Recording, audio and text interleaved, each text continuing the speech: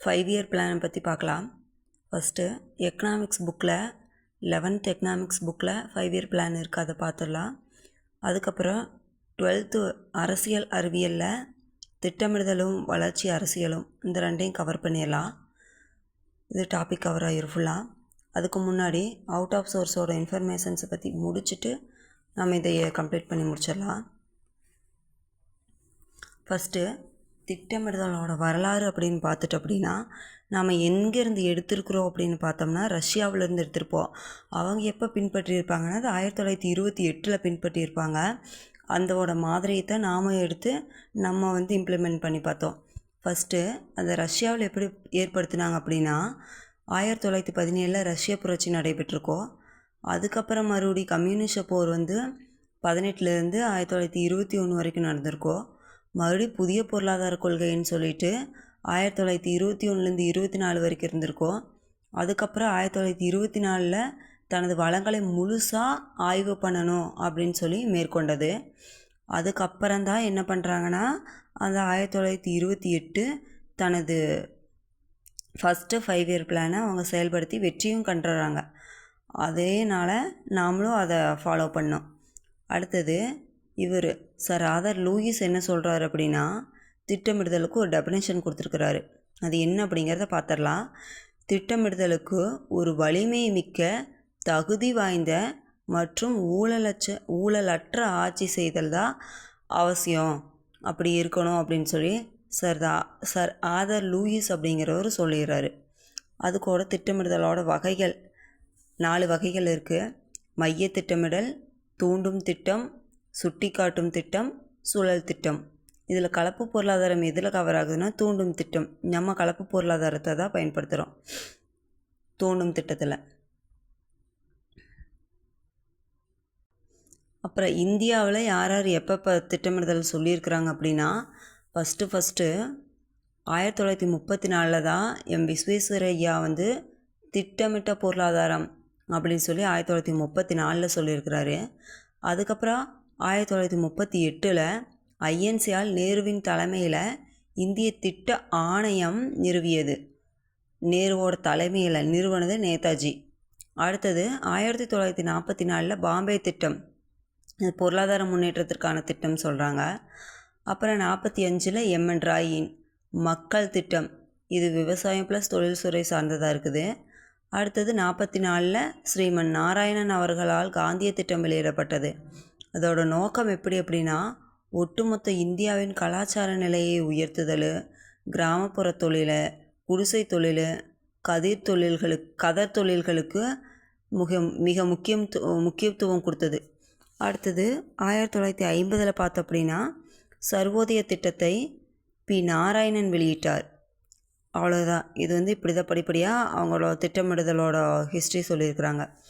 அதுக்கப்புறம் இந்தியாவில் திட்டமிடுதலோட தோற்றம் எப்படி நடந்துச்சு அப்படின்னா 1950 தேசிய குழு நிறுவப்பட்டது. இது நாட்டு வளங்களை சீரிய, பயனுள்ள மற்றும் சமமாக பயன்படுத்த திட்டங்களை தீட்டுதலே ஆகும் சொல்லியிருக்குது. அடுத்தது இந்த திட்டக்குழுவை தொடங்கியவர் ஜவஹர்லால் நேரு. இப்போ திட்டக்குழு அகற்றப்பட்டு அதுக்கு பதிலாக நிதி ஆயோக் என்ற குழு செயல்படுகிறது. அப்புறம் திட்டக்குழு அரசியலமைப்பு சட்டத்தை சாராத அமைப்பாக இருக்குது. அடுத்தது இதோட தலைவர் யாருன்னு பார்த்தோம்னா பிஎம் தான். திட்டக்குழுவில் துணைத் தலைவர்கள் கேபினட் அமைச்சர். அவங்க அந்த திட்டக்குழுவில் இருக்கிற துணைத் தலைவர்கள் கேபினட் அமைச்சர் அந்தஸ்து உடையவங்களாக இருப்பாங்க. அடுத்தது தேசிய வளர்ச்சி கவுன்சில் அப்படிங்கிறது 1952 ஆகஸ்ட் 6 நிறுவியிருக்கோம். அடுத்தது இது பிரதமர் அலுவல் சாரா தலைவர் ஆவார். யாருக்கு எதுக்குன்னா இந்த தேசிய வளர்ச்சி கவுன்சிலில். இதில் இது யாரெல்லாம் உறுப்பினராக இருந்திருப்பாங்கன்னா மத்திய கேபினட் அமைச்சர், மாநில முதலமைச்சர், நிதியமைச்சர், துணைநிலை ஆளுநர், குடியரசு ஆட்சி நடக்கும் ஆளுநர்கள் ஆகியோர் இதன் உறுப்பினர்கள் ஆவார். அடுத்தது ஒவ்வொரு மாநிலமும் ஒரு திட்டக்குழுவை கொண்டிருக்கும். மாநில முதல்வர் மாநில திட்டக்குழுவின் தலைவர் ஆவார். மாநில திட்டக்குழுக்கு மாநில சிஎம் தான் தலைவராக இருக்கிறாங்க. 5 இயர் பிளானோட டேபிளை பார்த்துடலாம். ஃபஸ்ட்டு காலம், நோக்கம், அதோட குறிப்புகள். காலத்து அப்படின்னா ஃபஸ்ட்டு வந்துட்டு 1951லேருந்து 56 வரைக்கும் டோமர் மாதிரி இருந்திருக்கும். அடுத்தது வந்துட்டு வேளாண் வளர்ச்சி அப்படின்னு பார்த்தோம்னா சமூக மேம்பாடு திட்டம். அடுத்தது குறிப்புகள்னு பார்த்துட்டோம் அப்படின்னா அவங்க அதிகமாக உணவுப் பொருள்களுக்கும் வேளாண்மை சார்ந்த பொருள்களுக்கும் இதுக்கு தான் அதிகம் முக்கியத்துவம் கொடுத்துருப்பாங்க. அதுக்கு அதிகமாக நீர் தேவைப்படுதுங்கிறக்காக அணைகள் கட்டியிருப்பாங்க. பக்ரானங்கள், ஹிராவுட், மேட்டூரெல்லாம் அப்போ கட்டப்பட்டதுன்னு சொல்லப்படுது. அடுத்தது 1956லேருந்து 61 வரைக்கும் பார்த்தோம் அப்படின்னா இது மகளனோபிஸ் மாதிரி. இதுக்கு என்னென்னா அதிகமாக இண்டஸ்ட்ரியலுக்கு தொழில்துறைக்கு அதிகமாக வளர்ச்சி பெறணுங்கிறக்காக முக்கியத்துவம் கொடுத்தாங்க. அப்போ வந்து 2வது தொழில் கொள்கை அமல்படுத்தினாங்க. ஃபஸ்ட்டு தொழில் கொள்கை 1948ன்னு நினைக்கிறேன். இது 2வது தொழில் கொள்கை 1956. இதுதான் வந்து சோவியத் பெஸ்ட்மென்ட் மாதிரி 1928 அடிப்படையாக கொண்டது. இதில் வந்துட்டு இரும்பு எஃகு அப்படின்னா ரூர்கேலா, பிலாய், துர்காப்பூர் இந்த நிறுவனமெல்லாம் அப்போ ஏற்படுத்துகிறதா சொல்லப்படுது. அப்போ 3வது அப்படின்னு பார்த்துட்டோம்னா 1961லேருந்து 66 வரைக்கும் ஜான் சாண்டி மற்றும் சக்கரவர்த்தி அவங்களோட மாதிரி எடுத்துருக்குறாங்க. இது வந்துட்டு வேளாண் ப்ளஸ் தொழில் ரெண்டுக்குமே இம்பார்ட்டன்ட் கொடுத்துருக்குது. ஆனால் வந்து என்ன நடந்துருச்சு அப்படின்னு பார்த்தோம் அப்படின்னா சீன ஆக்கிரமிப்பு 1962, பாகிஸ்தான் போர் 1965, அதுக்கப்புறம் வந்து கடும் வறட்சி 1965லேருந்து 66 வரைக்கும் நடந்திருக்கும். அதனால் இங்கே வந்து அவங்க ஃபோக்கஸ் பண்ண முடியல பிளானில். அதனால் என்ன பண்ணிட்டாங்கன்னா இது தோல்வியை தான் கண்டிருக்கோம். இதனால் என்ன பண்ணுறாங்கன்னா திட்ட விடுமுறை காலம்னு சொல்லி 1966லேருந்து 69 அறிவிச்சிட்றாங்க. மறுபடியும் என்ன பண்ணுறாங்கன்னா 1969லேருந்து 1974 வரைக்கும் என்ன பண்ணுறாங்கன்னா இது வந்து நிலையான வளர்ச்சியாக இருக்கணும் அப்படின்னு மற்றும் தற்சார்பாக இருக்கணும் அப்படின்னு சொல்லி முடிவெடுக்கிறாங்க. இது யாரோட மாதிரி அப்படின்னா ஆலன் மனோ மற்றும் அசோக் ருத்ரா இவங்களோட மாதிரி எடுத்துருக்கிறாங்க.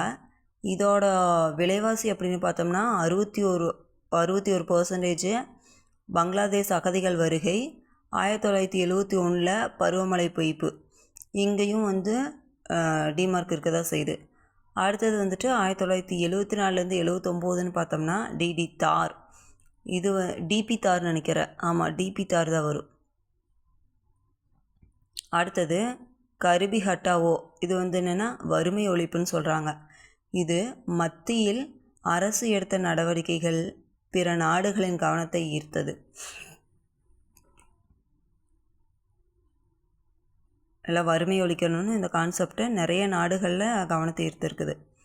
அடுத்தது என்ன பண்ணுறாங்கன்னா இங்கே சுழல் திட்டத்தை அறிவிக்கிறாங்க 1978லேருந்து 79. மறுபடியும் என்ன பண்ணுறாங்கன்னா 6வது 5 இயர் பிளான் 1980லேருந்து 85 கொண்டு வராங்க. அதில் வந்துட்டு பொருளாதாரத்தை விரிவாக்கும் நிலை ப்ளஸ் அதன் மூலம் வறுமை ஒழிப்பு. பொருளாதாரத்தையும் விரிவாக்கணும், அதே டைமில் நம்ம வறுமையும் குறைக்கணும் அப்படின்னு சொல்லி முடிவு பண்ணுறாங்க. இது வேலையில்லா திண்டாட்டம், சமூக ஏற்றத்தாழ்வுகள், வறுமையை களைத்தல், இதிலெல்லாம் வந்து இம்பார்ட்டன்ட் கொடுத்து நம்ம ஃபோக்கஸ் பண்ணணும் அப்படின்னு சொல்கிறாங்க. அதுக்கப்புறம் 1985லேருந்து 1990 அப்படின்னு பார்க்கும்போது உணவு தானிய உற்பத்தியை வேகப்படுத்தணும், நம்ம வறுமையை ஒழிக்கணும்னா இதையெல்லாம் வேகப்படுத்தணும் அப்படின்னு முடிவு பண்ணுறாங்க. உற்பத்தியில் நம்ம தன்னிறைவு அடையணும், பிற நாடுகள்லேருந்து வாங்காமல் நமக்கு தேவையானதை நம்மளே உற்பத்தி பண்ணணும் அப்படின்னு சொல்லி முடிவு பண்ணுறாங்க. அதுக்கப்புறம் மறுபடியும் என்ன பண்ணுறாங்கன்னா 1992லேருந்து 97 பார்க்கும்போது இது சமூக மனிதவள மேம்பாட்டிற்கு முக்கியத்துவம் அளித்ததாக சொல்லுது. நாட்டின் பொருளாதார கொள்கை எல்பிஜி மாற்றம் கொண்டு வரப்பட்டது. பொருளாதார கொள்கையில் ஆமாம், இப்போ தானே அந்த எல்பிஜியெல்லாம் கொண்டு வந்தாங்க. அப்போ ஆண்டு திட்டம்னு பார்த்தோம்னா 1990லேருந்து 92 இது ஆண்டு திட்டமாக போட்டாங்க. அப்போது அந்த எல்பிஜி அப்படிங்கிறது புதிய தொழில் கொள்கை அப்படிங்கிறது ஜூலை 24, 1991 பாரத பிரதமர் அறிவித்தார்னு கொடுத்துருக்குது. அவர் யாருன்னா நரசிம்மராவ். ஆனால் யாரோட ஆலோசனைப்படினா மன்மோகன் சிங், அவர் நிதியமைச்சராக இருந்திருப்பார். அவர் கொடுத்த ஐடியான்னு பேரில் தான் இந்த புதிய பொருளாதார தொழில் கொள்கையை இம்ப்ளிமெண்ட் பண்ணியிருப்பாங்க.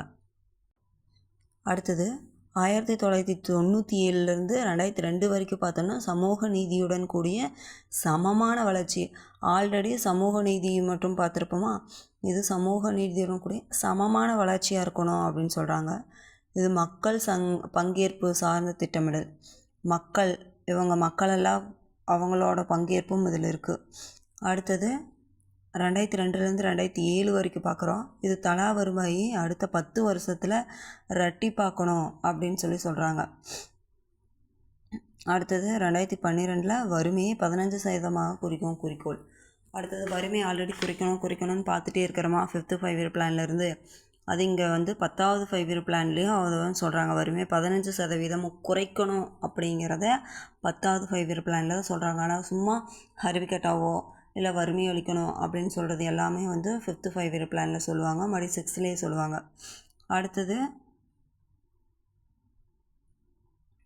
2007லேருந்து 2012 வரைக்கும்னு பார்த்தோம்னா விரைவான மற்றும் அதிகமான உள்ளடக்கிய வளர்ச்சி ஆகும். இது விரைவு நீதிமன்றம் இதில் கொண்டு வரப்பட்டது. அதுக்கப்புறம் 2012லேருந்து 2017 வரைக்கும் பார்த்தோம்னா விரைவான அதிகமான உள்ளடக்கிய மற்றும் நிலையான வளர்ச்சி. இதில் என்னென்னா நிலையான வளர்ச்சியாக இருக்கோ அங்கே விரைவாக அதிகமாக உள்ளடக்கிய வளர்ச்சி ஆகும்னு சொல்லியிருப்பாங்க. இந்த நிலையான அப்படிங்கிறது 12th. அடுத்தது இதில் தானே நிதி ஆயோக் ஏற்படுத்தப்பட்டது. இதை கலைக்கப்பட்டு தான் நிதி ஆயோக் கொண்டு வரப்பட்டிருக்கோம். இதெல்லாம் திட்ட விடுமுறை காலம்னு பார்த்தோம்னா 1966லேருந்து 69 3rd 5 இயர் பிளானுக்கு அப்புறம் கொண்டு வந்திருக்கோம். அதுக்கப்புறம் மறுபடி இந்த சுழல் திட்டம் அப்படின்னு பார்த்தோம்னா 1978லேருந்து 79 வரைக்கும் கொண்டு வரப்பட்டிருக்கோம். இது 5th 5 இயர் பிளானுக்கு அப்புறம் மறுபடியும் பார்த்தோம்னா ஆண்டு திட்டம் 1990லேருந்து 92 அப்படிங்கும்போது 7th 5 இயர் பிளானுக்கு அப்புறம் கொண்டு வரப்பட்டிருக்கோம்.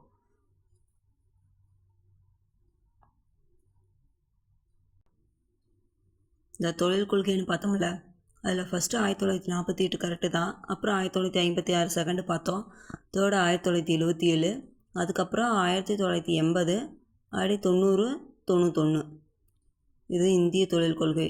இது ஃபஸ்ட்டு எப்போன்னு அப்படின்னா 1948 ஏப்ரல் 6 தனது முதல் தொழில் கொள்கையை அறிவித்தது. இதில் 3rd 5 year plan, 4th 5 year plan, 9th 10th 11th 12th இதெல்லாம் தோல்வியில் முடிஞ்சிருச்சு. மற்றதெல்லாம் வெற்றி. ஓகே, புக் கண்டென்ட் நாளைக்கு பார்க்கலாம். இதுவே ரொம்ப லாங்காக வந்துருச்சு.